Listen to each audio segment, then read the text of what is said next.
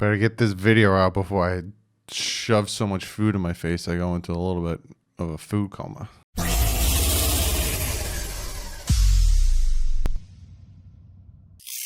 What is up, Finn fans? And a very, very happy Thanksgiving to all of you. Every single one of you. Hope you guys are having a fantastic Thanksgiving. I hope you guys are being safe. I hope you guys are with your family. I hope you guys are all that great stuff.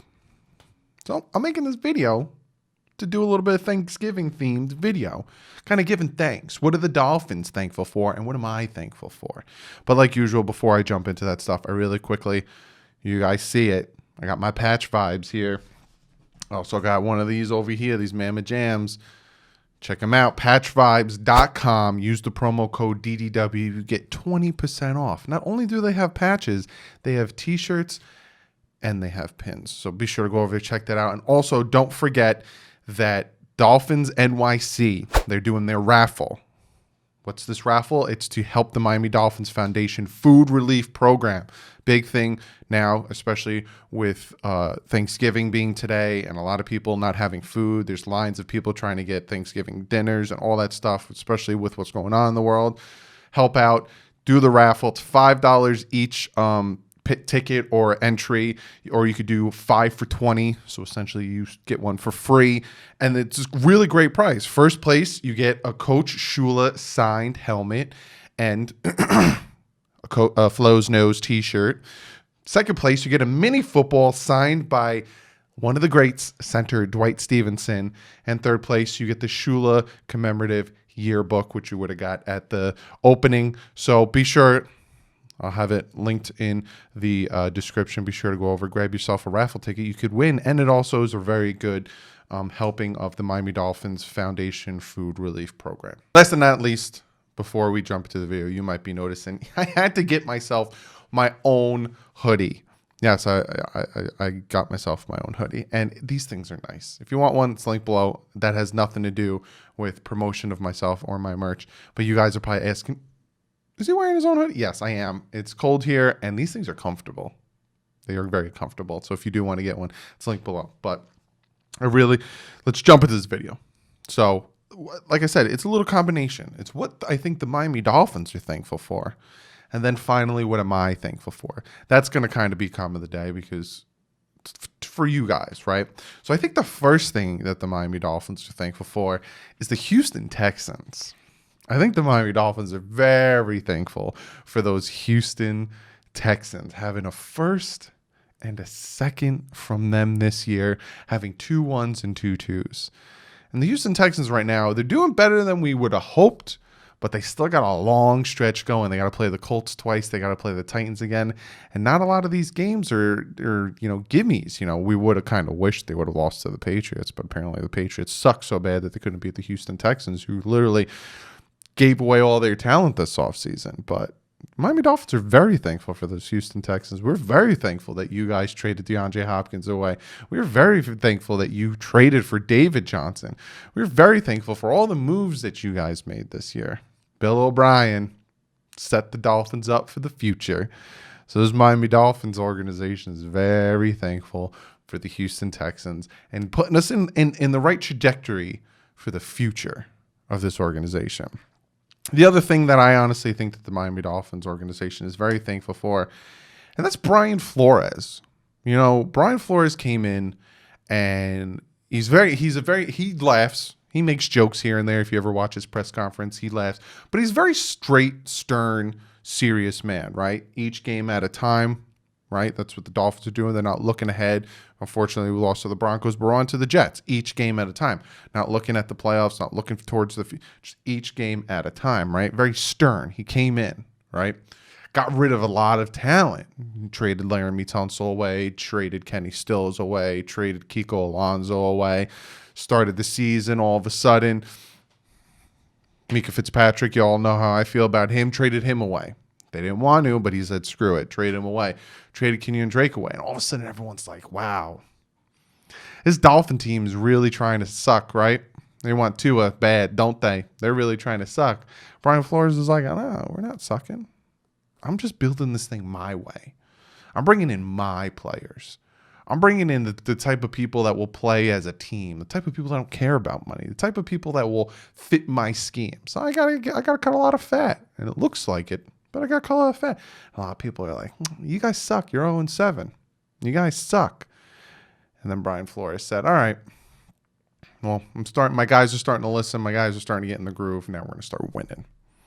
And he won 5 games. And now you look at Brian Flores, you look at this team. We beat the likes of the Cardinals. We beat the likes of the Rams. We beat the 49ers 43-17. We beat the Jets 24-0. The Bills couldn't even beat the Jets 24-0. The Bills actually had a hard time up to halftime. The Bills almost lost to the Rams. The Rams almost came back. The Bills had to play from behind, blowing a huge deficit. Dolphins beat the Rams.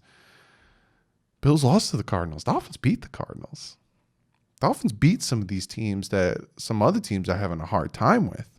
And this is with a team that has a 30-ranked rush offense, a team that has a 27th-ranked rush defense, and a team that has a 26th pass offense. But Brian Flores knows how to take your downfalls. You got holes, and he's going to cover them up. He's going to patch them up. Brian Flores knows how to do these coaching things. That's why we're sitting at 6-4. That's why we have a good possibility of going forward. That's why this team is such ahead of schedule when it comes to such a hard, drastic, tear it down rebuild that they did last year. No one thought the Dolphins would be sitting at 6-4, 6-3 last week. No one thought that. No one. They had us losing to the 49ers. They had us losing to the Rams. They had us losing to the Cardinals. They had us losing to all of these teams. Nah, they're not beating them. This is a hard division. Dolphins did it. And I know people are going to say, well, they're injured. Well, I talked about that. I talked about it in the regular season, right before the season started. Can't predict wins and losses because injuries can affect a team. But the Rams and Cardinals aren't injured. The Dolphins beat them. So a lot of it has to do with Brian Flores and the way he coaches his team and the way he fills in and makes up for the lack in a certain area. So Miami Dolphins are very, very thankful that they found Brian Flores. Now, am I saying Brian Flores is the next Don Shula, the next Bill Belichick, the next Walsh, the next whoever, name a Hall of Fame head coach? No. But what we've seen in this short period of time with Brian Flores, taking a practice squad team and winning 5 games, beating the Patriots, beating the Eagles, beating good teams, and now taking this team, then he's slowly starting to put his pieces in, and he's winning. And he's got him in a winning record. He's got him one game out of first place. You gotta be happy, and you gotta be promised. You gotta be just see that promise. So they're very thankful they potentially have found their coach. The other thing that the Miami Dolphins should be very thankful for and are thankful for is their scouting department. Is Chris Grier. Now, a lot of people hate on Chris Grier. A lot of people think that Chris Grier sucks because they look at some of the draft picks that we got, some of the trades that happened, all this stuff. But that was under the Tannenbaum-Gase era. That was under when he had no control because Gase had complete control of the 53-man roster. Tannenbaum had control of their contract. So it's like, I'm going to pick somebody and you guys are just going to push them out? He had no control. Now, all of a sudden, he gets his control. He flubs up a little bit, right? Last draft wasn't perfect. You know, his first draft with Brian Flores wasn't too perfect. But he got players. He got pieces, and he did his thing. And then he realized, I need some help. He realized this even before then, right? With Adam Gase. He's like, I need some help. And he's a guy who realizes it. That's another thing the Dolphins are thankful for. He's a guy that realized. So he brings in Reggie McKenzie and he brings in Marvin Allen. Guys who have drafted very good players. The guys who have scouted and brought into the NFL very good Pro Bowl, All-Pro players. And you look at this past draft, right? With Reggie McKenzie, with Marvin Allen, Chris Grier. You look at this past draft this year. Tua, Austin Jackson, Noah Igbenogany, Robert Hunt, Raekwon Davis, Brandon Jones, Solomon Kinley, Strawbridge, Weaver, Ferguson, Perry. You look at that list. How many of those guys are playing right now? How many of those guys are playing well? Am I saying they're playing great out of their mind? No, because it does take an effect not having a regular offseason or training camp. But Tua, right? Tua struggled last week, but against the Cardinals and against the Chargers, he played really well, right? Austin Jackson, he had a bad week last week, but other than that, he's been up there as one of a very good left tackles. Noah, he came in, he did his thing, he got thrusted into the starting position. He had some good games. He had, the Jaguars game was a good game. Then he struggled. Byron Jones came back. He sat him down. Robert Hunt, when he was in, played really well. Raekwon Davis had a good game. He's getting better and better. Brandon Jones has the most snaps out of any of the defensive backs drafted this year. He has the most snaps, and he's all over the ball. Solomon Kinley, another big guy. He struggles in the passing game. In the running game, but he's a big bull when it comes to that passing game. Strawbridge started to get into the game, especially with the injuries, starting to do his things. Curtis Weaver is the one hiccup out of this whole entire draft. Got Ferguson. I haven't seen any problems with snaps when it comes to punting and kicking. And Malcolm Perry's starting to get in the groove. And he's actually... So one pick out of the entire draft this year was a hiccup. And you look at the free agency we brought in. Byron Jones, Kyle Van Noy, Jordan Howard, Manuel Ogbah, Shaq Lawson, Eric Flowers, Ted Karras, Fedulum, Gruger Hill, Roberts. Out of all of those guys, Jordan Howard is the only hiccup, the only flub that this front office and these guys did. Other than that, Byron Jones, Van Noy, Ogbah, Manuel Ogbah, come on. Shaq Lawson, Eric Flowers, Ted Karras, Fedulum, Gruger Hill, and Roberts all are helping this team. All doing very well, especially when it comes to Emmanuel Ogbah, who's getting no money. Dolphins can cut him next year with no dead cap hit. I already looked it up. Because you look at that as well, if you're going to look at this front office that the Miami Dolphins should be thankful for. Right now, they're sitting at $15.9 million under the cap. Next year, they'll be sitting at $37.7 million under the cap. $37.7 million under the cap, and that's already with the addition of Albert Wilson's contract and Allen Hurns. They put their contract into next year, $37.7 million. And the Dolphins can cut both Albert Wilson and Allen Hurns and add more cap onto here. They can cut Emmanuel Ogbah if they wanted to and add more money onto here. Not saying they should cut Emmanuel Ogbah because he's doing really well. But this front office, aligned with Brian Flores, has set this Miami Dolphins organization up to continue to build on the success that they have in the second year of a massive rebuild with 2 1s, 2 2s, and potentially $37.7 million in cap space next year. That's what the Dolphins should be thankful for. Such a bright future. These draft picks that are playing so well on their first year with no offseason, no training camp, all that stuff. The free agents they're bringing in are playing well. That's what the Dolphins should be thankful for. And that's what they are thankful for. Look at what they brought in. They got a head coach. They got a GM who realized his faults, brings in guys to help him in the scouting department. And they're building a team that has talent. Yeah, there's holes. There's still holes, but this is the second year of a massive rebuild. And they're 6-4. That's what they're thankful for. They're 6-4 right now. 6-4. When last year they were 5-11 and no one and started 0-7. That's what they're thankful for. Now, what am I thankful for? Well, first off, I'm thankful for all the things I listed.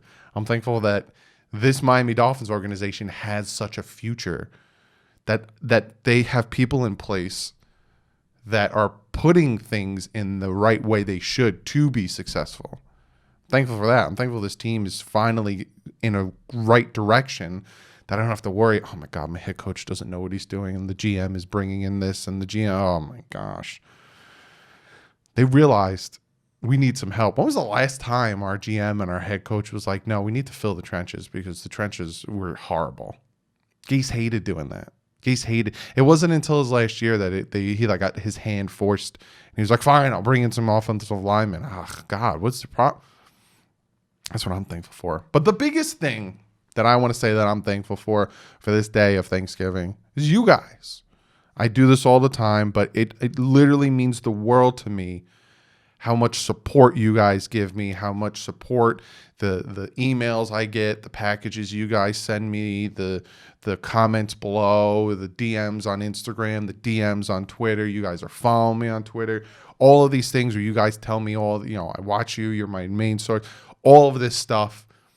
I'm thankful for you guys, right? Right now, we're sitting at 17,975. I need 25 more subscribers to break 18,000 subscribers. Only 25 of you guys hit that subscribe button or share it with somebody who will hit the 25 away from 18,000. Then I'm 2,000 away from 20,000 subscribers. When I started this channel, I didn't think I'd be here.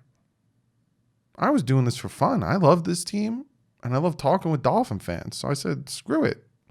Take my media background and my bachelor's degree and put it with something I love.